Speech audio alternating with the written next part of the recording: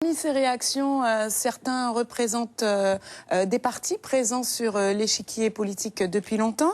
On a véritablement de grands perdants à l'issue de ce premier tour.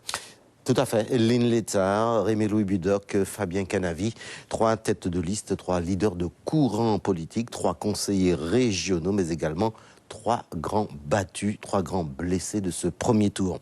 Avec seulement 2565 voix, soit 7,10% des suffrageux exprimés, Lynn Létard n'a pu éviter au mouvement Walorari le pire résultat électoral depuis sa création.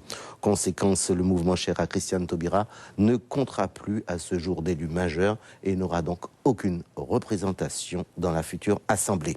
Pareil pour Rémi-Louis Budoc, 1114 voix pour celui qui toute la campagne durant a mis en avant ses soutiens nationaux, se revendiquant même de la vraie droite, avec 3,08% des exprimés. C'est pas assez pour se maintenir, encore moins pour fusionner, mais suffisant pour ne pas siéger à la future CTG et disparaître de l'échiquier politique guyanais.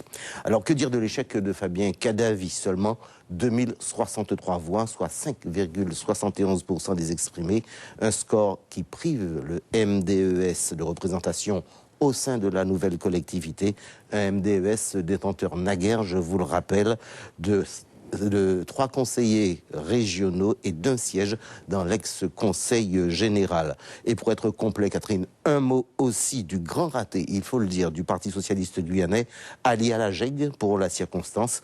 Le parti de la cité Césaire n'a même pas pu sauver l'essentiel, à savoir une représentation au futur de la CTG. Alors pour résumer, MDES, Walorari, les Républicains, on peut le dire, les grandes disparitions du paysage politique guyanais. Merci José, intéressons-nous.